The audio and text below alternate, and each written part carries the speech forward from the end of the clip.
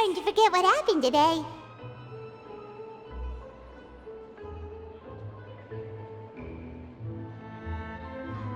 Oh, that voice.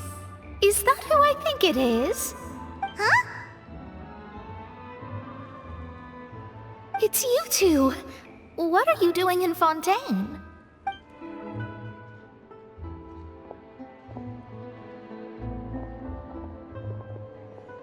Mona?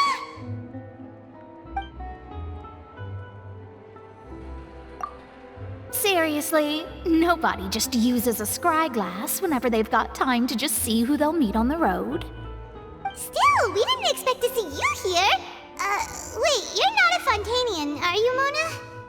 Well, I have some business to attend to here, so I booked a hotel in the city.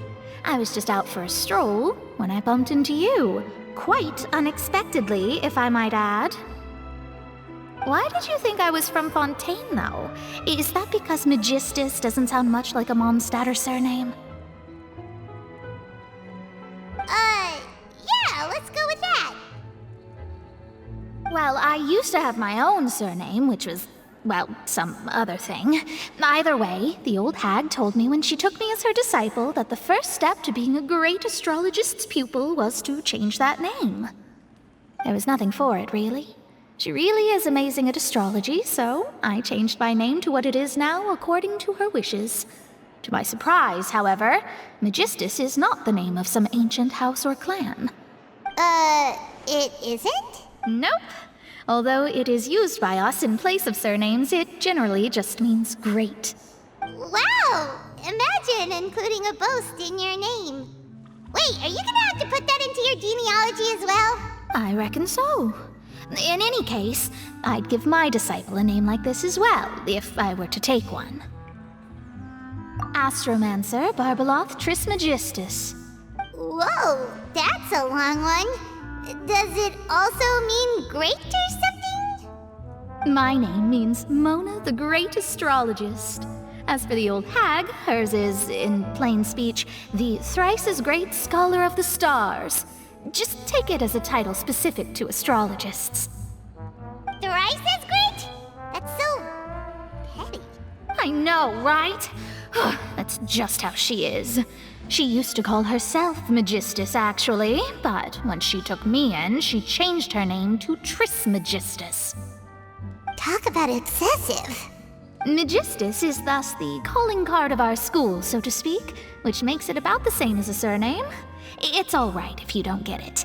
You can look into it further should you need to study astrology more deeply.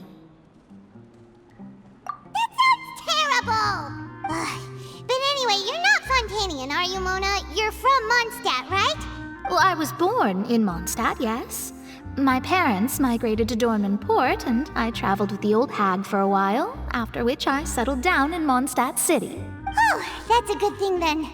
At least we know you won't be dissolved by Fontaine's waters. Speaking of that, I'm sure you're aware that a bunch of things have happened here in Fontaine, right? I know you're not a local, but I'd avoid getting too close to any water that looks strange all the same. There's something ominous about it. Well, the water, I mean. That was the main reason, yes. Just a while back, the Steambird invited me to take part in a panel and speak about the circulation of the prophecy as an astrologist. The invitation was sent quite early on. I don't think anyone expected Fontaine to be in this much trouble. What do you make of that prophecy, Mona? Just tell us what you think as an astrologist. Your word would go a long way to make things more certain and less scary. What I can tell you is that I'm an astrologist, and that this prophecy concerns the fate of Fontaine, even that of Altivat. Ascertaining this is akin to reading the fortune of the whole world.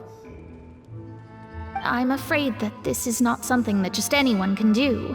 If I could do it, you would no longer call me an astrologist, but a visionary.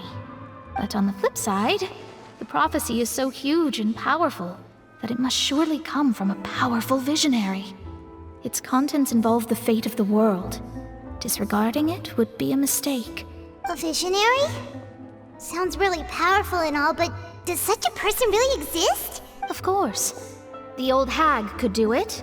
And I'd bet there are others amongst those Hexenzirkel colleagues of hers who could do something similar. Huh? Are you sure? All right, I'll help you. It isn't often that I see you with such a serious look on your face. I'll tell you once I hear back from her. Thanks, Mona. You're amazing as always. Oh, well, this is something only I can do after all. So yes, your praises are quite welcome. That's the greatest of astrologists for you! Of all the people we know, you know the star's the best! Indeed. That's the spirit.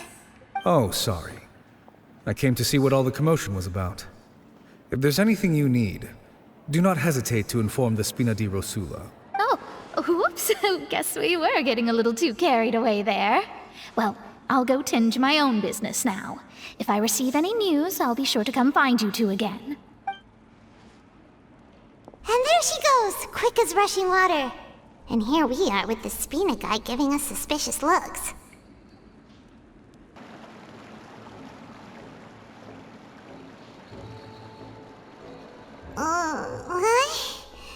I want to hear someone talking. All right, coming.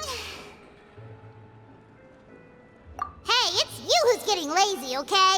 Well, I see I've walked in on some lively banter. Mona! Fine, just fine. I went to take part in that Steambird panel. It turned out to be more interesting than I expected. Not all Fontainians are pessimistic about this. One journalist mentioned that sitting around and waiting for the end to come would be wrong, and that they should make their own rescue preparations. I agreed, so we had a brief chat with her. Did she have pink hair by any chance? Why, yes! It was Charlotte. You remember her, right? That daredevil journalist? I'm in full support of her view. Prophecies are very important, but how can people allow their lives to be commandeered by just a few words? That's right! Paimon's glad to hear something sensible for once. Ah, yes. About what we had discussed before. I did try, but I'm afraid I couldn't reach the old hag. I'll try again tonight, but I wouldn't get your hopes up. Huh?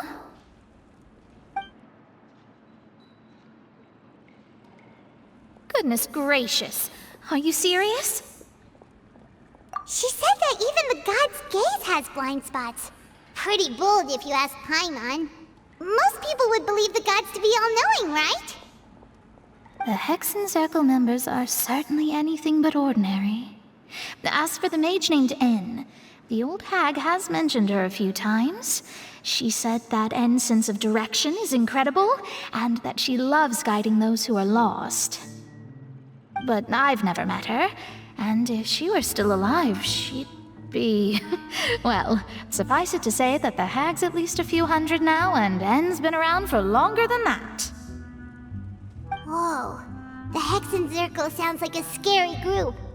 But they must really stay in shape to live so long. Their abilities alone are pretty terrifying. If she came to see you personally, then the problem you're facing must truly be of great importance.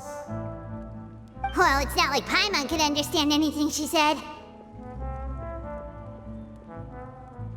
Yes, she was quite cryptic, but I suspect she means that there is still a way to turn things around. She didn't say when or what that would be, though, so... perhaps it is something that you cannot know right now.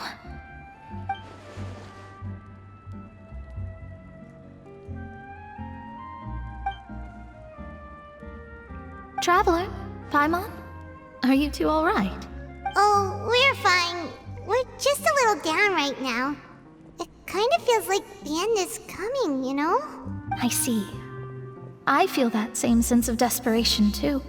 I guess you could consider me someone who has often witnessed fate. So far as I have seen, it cannot be swayed. But even so, I still hope for, and believe in, miracles. Astrology is eternal and rational, but fate may not be. It is cruel, but it can also be beautiful.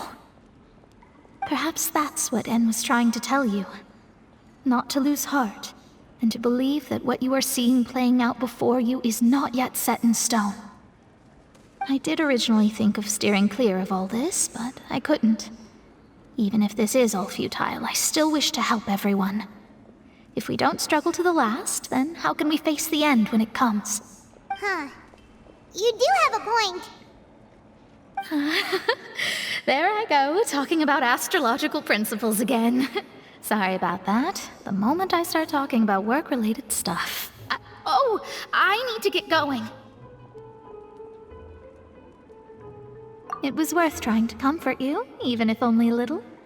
I believe that you'll help those who are struggling in the same way I did. I suppose that might be why we always seem to meet by coincidence. Paimon feels kinda moved by what Mona said, but also kinda sad too. Hey, Traveler, Paimon suddenly feels like going outside for a walk. Let's go.